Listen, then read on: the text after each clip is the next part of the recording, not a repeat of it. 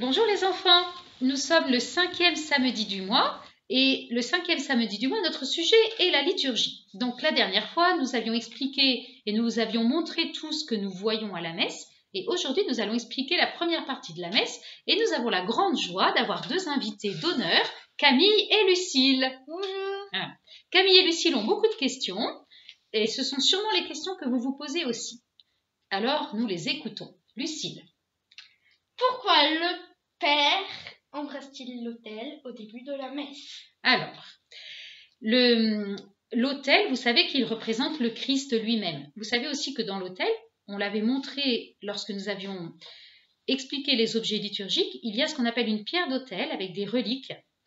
Et ces reliques sont des reliques des saints, des martyrs. Donc, par vénération, pour l'autel qui représente le Christ, le prêtre l'embrasse. Alors moi aussi, Camille. j'ai une question. Pourquoi demande-t-on pardon? Pourquoi demande-t-on pardon au début de la messe? C'est vrai. On commence toujours la messe par le « Je confesse à Dieu » ou le « Confiteor ». Eh bien, parce que vous avez tous remarqué que lorsque nous arrivons à la messe, est-ce que notre cœur est toujours bien pur, les filles? Pas tout le temps. Et non, pas tout le temps, jamais. Pas tout le temps. Et donc, c'est pour cela que nous avons besoin de demander pardon au début de la messe. Et il faut savoir que lorsqu'on demande pardon de tout notre cœur, en disant ce « Je confesse à Dieu », et lorsque le prêtre... surtout lorsque le prêtre dit la prière d'absolution, on peut dire juste après ce « Je confesse à Dieu », hein, eh bien c'est vraiment une prière d'absolution de nos péchés véniels. Vous savez que la confession est très importante et on a besoin de se confesser. Lorsqu'on a commis un péché mortel, un péché grave, il n'y a que la confession qui peut effacer votre péché grave. Mais au début de la messe, lorsqu'on s'est disputé avec sa sœur par exemple, on ne peut pas forcément aller se confesser juste après. Eh bien, de dire de tout notre cœur cette prière du « Je confesse à Dieu » et de bien écouter ce que le prêtre répond ensuite, que Dieu Tout-Puissant vous fasse miséricorde, qu'il vous pardonne tous vos péchés, eh bien, cette petite prière, elle efface vos péchés véniels.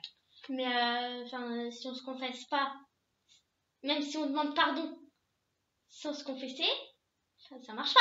Alors, c'est vrai que si tu ne te confesses jamais, Lucille, au bout d'un moment, ton âme, elle va être très crasseuse. Et c'est... En fait, là, ça n'empêche pas du tout la confession. Pas du tout. Mais on ne peut pas se confesser de façon très concrète avant chaque messe. On ne peut pas y arriver. Le prêtre, souvent, il est pris. Souvent, il a dit une messe dans une autre paroisse. Quand il arrive tout juste. Voilà. Donc, c'est très important de bien suivre toutes ces petites prières de la messe qui, parfois, on les dit un petit peu comme ça. On n'y fait pas trop attention. Et en fait, elles sont très, très importantes. Donc, il faut obligatoirement se confesser. La confession est indispensable, Lucille. Alors, pourquoi se frappe-t-on la poitrine lorsque l'on dit le « Je confesse à Dieu »? Eh bien, c'est pareil, c'est pour bien montrer que nous sommes pécheurs. Vous vous rappelez dans l'Évangile, en fait, toute la messe, si vous écoutez bien, ça suit toute la vie de Jésus. Et alors, il y avait un aveugle qu'on appelle Bartimée. Je ne sais pas si vous vous en rappelez de Bartimée. Et Bartimée, c'est l'aveugle sur le chemin. Il disait « Jésus, fils de Dieu, prends pitié de moi. Jésus, fils de David, prends pitié de moi. » Eh bien, voyez, ce signe de se frapper la poitrine est vraiment le signe qu'on se reconnaît pécheur, tout petit devant Dieu. Alors, Camille, je crois que c'est à toi de te poser une question. Pourquoi ne fait-on pas le chant de gloire à Dieu pendant l'Avent et le Carême? Alors, le chant du gloire à Dieu, vous savez tous d'où il vient. Ce chant du gloire à Dieu a été chanté pour la première fois dans la nuit de Noël. Il a été chanté par les anges. Et ce chant du gloire à Dieu, chanté par les anges, est un très beau chant de louange. Après avoir demandé pardon, on chante la louange de Dieu. Pourquoi? Parce que notre cœur est tout léger, on a demandé pardon, donc notre cœur est léger. Et c'est alors que nous pouvons chanter gloire à Dieu de tout notre cœur. Pourquoi est-ce qu'on ne le fait pas pendant l'Avent et le Carême? Tout simplement parce que ce sont des temps de pénitence. Et que pendant ces temps de pénitence, eh bien, ça ne veut pas dire qu'on ne loue pas Dieu, mais on ne chante pas la gloire de Dieu à ce moment-là. Parce que c'était un tour. Qu'est-ce qu'un psaume? Alors, qu'est-ce qu'un psaume? Alors là, nous entrons dans la liturgie de la parole. Alors, vous avez remarqué, dans la liturgie de la parole, il y a plusieurs lectures. Donc, une première lecture alors souvent tiré de l'Ancien Testament, un psaume qui lui est toujours tiré de l'Ancien Testament, puisque les psaumes sont écrits en grande partie par le roi David. Ces psaumes sont des chants de louange à Dieu, ce sont aussi comme des poèmes. Il y a des psaumes de confiance, des psaumes de pénitence, des psaumes de louange, pour tous les états de notre âme. Voilà. Et le psaume, on l'appelle un psaume responsorial, ça veut dire qu'il répond à la première lecture. Donc ça nous oblige à être très attentifs à la messe, pour bien écouter, mais pourquoi le psaume répond à la première lecture? Et en écoutant bien, vous pouvez dire, ah oui, il y a un lien avec la première lecture. Que veut dire Amen? Ah, le mot Amen. Vous avez remarqué qu'on le dit souvent à la messe. Hein, oui. Et parfois, je pense qu'on répond Amen sans même avoir fait attention à ce que le prêtre a dit juste avant. Non? Si. Ah oui. Même ce matin. Oui, même ce matin. Alors, le mot Amen, eh bien, il veut dire je crois. C'est un mot hébreu qui est comme une réponse enthousiaste à Dieu qui nous dit quelque chose. Alors, quand on répond Amen, eh bien, ça veut dire que vraiment on croit, on adhère à ce qui a été dit avant. Eh bien, en fait, c'est très très souvent. Vous voyez, après la collecte, alors la collecte, c'est la prière d'oraison. Vous savez, le prêtre, après le chant du gloire à Dieu, il y a un petit temps de silence. Ce petit temps de silence, il est fait pour que nous puissions, dans notre cœur, confier à Dieu nos intentions, tout ce que nous portons. C'est un peu comme si le prêtre réunissait toutes les intentions que nous avions, tout ce que nous portions, et il va les offrir à Dieu dans la prière d'oraison du jour, qu'on appelle la collecte. Collecte, il a collecté nos prières, et il les offre à Dieu avec l'oraison. Et à la fin de l'oraison, on dit Amen. Mais souvent, parfois, on n'a pas bien écouté l'oraison, alors on a dit Amen, mais en fait, Amen, ça veut vraiment dire je crois, j'adhère à ce qui est dit. Et puis en fait, on ne se rappelle plus trop de ce qui a été dit. Alors Lucille, tu m'as demandé si ne pas bien écouter à la messe était un péché. Alors c'est une bonne question parce que je pense que beaucoup d'enfants se disent moi j'écoute pas très très bien, alors sûrement que je fais plein de péchés à la messe en fait. Alors la réponse que je vais te donner, c'est qu'il faut toujours voir qu'à la messe, on a été invité par Jésus. C'est une invitation. Tu réponds à l'invitation du plus grand ami, de celui qui t'aime le plus au monde. Donc tu veux y répondre de tout ton cœur. Et puis tu arrives à la messe. Et puis, si déjà on n'arrive pas bien en avance, on a plus de mal à se concentrer. Donc, ce qu'il faut, c'est arriver un petit peu en avance, pouvoir prier un petit peu avant, demander à la Sainte Vierge de nous aider. Le plus possible, essayer d'être attentif. Mais c'est impossible de ne pas avoir de distraction. Mais même moi, j'ai des distractions à la messe, malheureusement. Voilà. Mais le plus possible, essayez d'y mettre tout notre cœur pour répondre à cette invitation de Jésus, parce que la messe, c'est ça, c'est une invitation de Jésus. D'accord? Oui. Alors, question suivante. Lucille, je crois. Que veut dire Kyrie eleison? Alors, Kyrie eleison signifie Seigneur, prends pitié. Donc, Kyrie eleison est un chant très ancien que l'on disait au IVe siècle, dès le IVe siècle. Ça venait d'une ancienne litanie. Vous savez, les litanies, quand on chante les litanies des saints, voilà. Et donc, c'est vraiment une prière de supplication. Seigneur, prends pitié. Comme Bartimée, vous savez, l'aveugle dont je vous ai parlé tout à l'heure. Pensez à la vie de Jésus. À la messe, on peut penser à toute la vie de Jésus. L'aveugle qui demande pardon. Ensuite, la naissance de Jésus avec le Gloria. Avec les lectures, on voit Jésus dans sa vie publique, il nous parle. Vous voyez, toute la messe, c'est la vie de Jésus. Voilà. Camille. Alors, pourquoi fait-on un signe de croix sur le front, la bouche et le cœur? Alors, on fait 3 petits signes de croix pour la lecture de l'Évangile. Alors, la lecture de l'Évangile est la plus importante de toutes les lectures. D'abord, nous sommes debout, alors que pour les autres lectures, nous sommes assis. Le petit signe de croix sur le front signifie « Seigneur, aide-moi à le garder dans ma mémoire ». Le petit signe de croix sur nos lèvres « Seigneur, aide-moi à le redire aux autres ». Le petit signe de croix sur le cœur « Seigneur, aide-moi à le comprendre et à le garder dans mon cœur ». Voilà. Lucille. Pourquoi y a-t-il souvent le chiffre 3? Ah oui, le chiffre 3 revient très très souvent, vous l'avez remarqué. Hein. On fait souvent On fait les 3 petites croix. Les cloches sonnent 3 fois. Le Sanctus, quand on chante le Sanctus, c'est 3 fois. Eh bien, et puis souvent, quand le prêtre, au début de la messe, il nous dit « La grâce de Dieu le Père soit avec vous, la communion de l'Esprit Saint, la grâce de notre Seigneur Jésus-Christ », eh bien, tout simplement parce que c'est en l'honneur de la Sainte Trinité, le Père, le Fils et l'Esprit Saint. Camille, je crois que c'est à toi. Oui.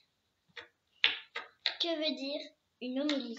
Ah, une homélie. Alors, l'homélie, c'est l'explication et la méditation que le prêtre fait à partir des lectures qui sont tirées de la Bible, de l'Ancien Testament, du Nouveau Testament.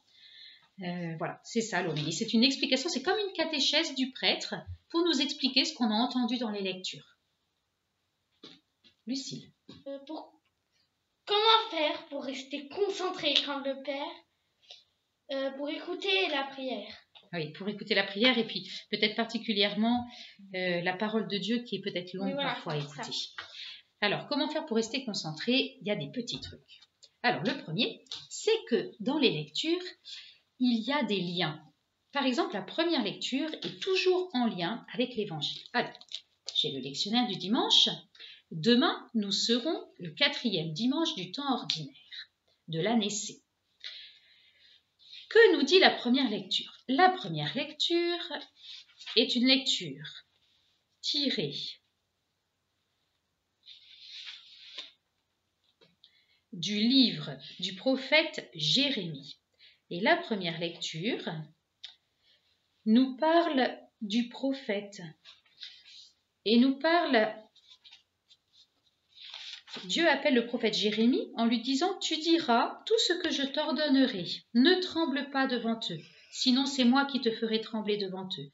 Moi, je fais de toi aujourd'hui une ville fortifiée, une colonne de fer, un rempart de bronze. Ils te combattront, mais ils ne pourront rien contre toi, car je suis avec toi pour te délivrer. » La première lecture, les filles, retenez bien, toujours en lien avec la lecture de l'Évangile. Que nous dit l'Évangile? L'Évangile nous dit... C'est Jésus qui est à Nazareth. Et les habitants de Nazareth ne veulent pas écouter Jésus. Et Jésus leur dit, vous allez sûrement me citer le dicton, médecin, guéris-toi toi-même. Amen, je vous le dis, aucun prophète ne trouve un accueil favorable dans son pays. Et à ces mots dans la synagogue, tous devinrent furieux. Ils se levèrent, poussèrent Jésus hors de la ville, le menèrent jusqu'à un escarpement de la colline où leur ville est construite pour le précipiter en bas, mais lui passant au milieu d'eux allait son chemin. Vous voyez, il y a vraiment un lien entre le prophète qui n'est pas accueilli chez lui dans les deux lectures. Voilà, oui, le lien c'est... Voilà, il y a toujours un lien. Alors, il y a peut-être quelque chose aussi qui peut vous aider à bien écouter. Alors, vous voyez, on a dit tout à l'heure, on disait souvent « Amen » et c'était vraiment, ça marquait l'adhésion de notre cœur, un oui enthousiaste à Dieu. Parce que c'est ça ce que ça veut dire, « Amen », c'est un oui enthousiaste à Dieu. Eh bien, le mot « Alléluia », Alléluia, il signifie « louer Dieu ». C'est « Hallel Yahvé » en hébreu. Donc, louer Dieu, on loue Dieu. Eh bien, il y avait un saint, il s'appelait Saint Augustin. Vous savez ce qu'il disait, Saint Augustin? Eh bien, il disait « Au ciel, on ne sera que « Amen, Alléluia ». Ce sont les deux mots que l'on dira le plus. Sauf au carême. Voilà. Oui, mais au ciel, il n'y a plus de carême. Alors, c'est à ton tour, je crois, Camille. Pourquoi dit-on Alléluia? Ne dit-on pas Alléluia pendant le carême? Eh oui, Alléluia, on ne le dit pas pendant le carême, justement pour montrer que c'est encore un temps de pénitence, comme le Gloria. Voyez. Alors, ça n'empêche pas qu'on acclame Dieu, parce que pendant le carême, on dit une autre acclamation, mais pas ce mot Alléluia, qui est vraiment un cri de louange, de jubilation chez les Juifs. Et comme c'est un temps de pénitence, vous comprenez bien, le prêtre étant violé, on fait des sacrifices, alors on ne va pas jubiler de joie. On jubilera de joie quand Jésus sera ressuscité. Le mot credo. Alors, credo signifie « je crois ». Vous avez remarqué que le credo, nous le disons en réponse à ce que Dieu nous a dit. Dieu nous a parlé dans la parole de Dieu. C'est vraiment Dieu qui me parle dans sa parole. Vous voyez, à chaque fois qu'on écoute la parole de Dieu, dans notre cœur, on peut dire « Jésus, tu vas me parler, je t'écoute ». Eh bien, le credo, c'est vous qui dites à Dieu « Seigneur, je te redis toute ma foi ». Et cette foi, ce n'est pas la petite foi que je me suis inventée, c'est la foi de l'Église, le credo. Et voyez, le credo, vous savez de quelle année il date? Il est Non. très ancien, il date aussi du IVe siècle. Et c'était une réponse à toutes les erreurs, qu'on appelle des hérésies, de l'époque.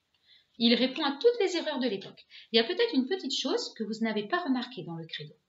Lorsque l'on dit que Jésus est né de la Vierge Marie, il a pris chair, il s'est fait homme, eh bien nous inclinons la tête. Au moment de Noël, on s'agenouille. Mais tous les dimanches, quand vous direz que Jésus s'est incarné, qu'il s'est fait homme, eh bien vous inclinez la tête par respect pour ce grand mystère de l'incarnation du Fils de Dieu.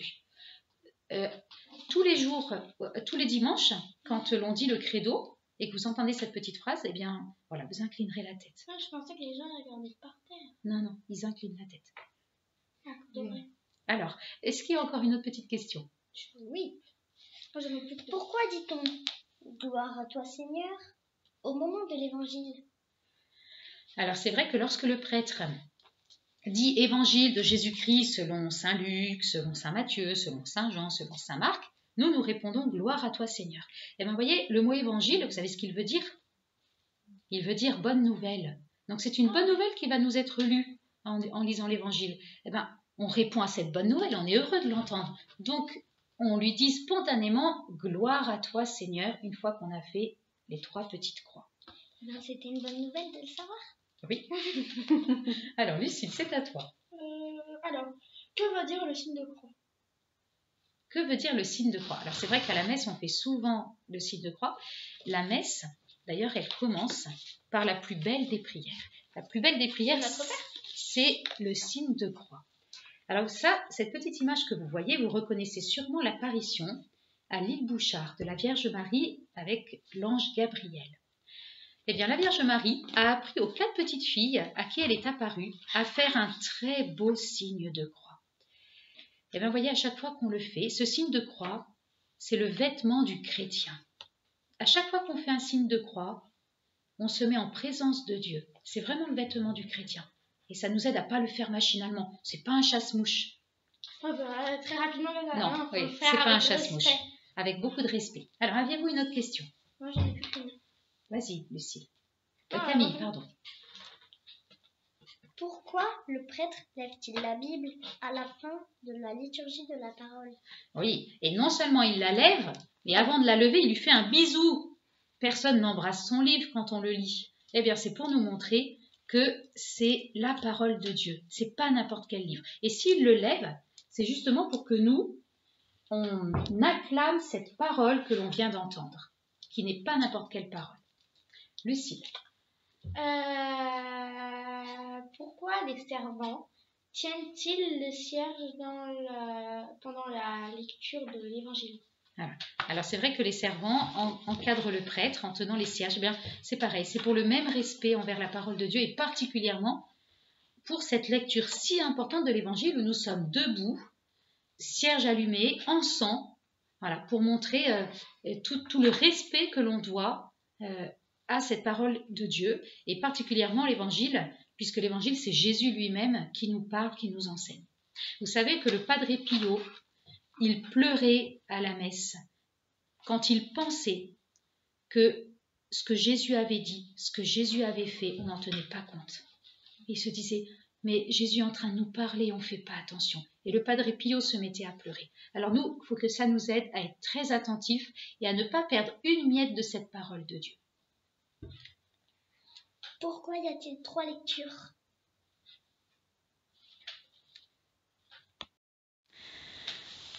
Alors, pourquoi y a-t-il 3 lectures? Alors d'abord, la parole de Dieu a été, le lectionnaire a été augmenté avec la réforme liturgique du Concile Vatican II. Et il y a beaucoup de choix de lecture. D'abord, il y a 3 années différentes, donc un choix de lecture très grand, et 3 lectures justement pour nourrir notre vie spirituelle, pour nourrir notre âme, voilà, avec ce nombre de lectures. Alors, j'en ai une dernière. Oui. Que veut dire une prière universelle? Et oui. Et la liturgie de la parole se conclut par la prière universelle, donc qui est pareil, une ancienne prière, hein. C'est un retour à quelque chose qui se faisait dans les tout premiers siècles de l'Église.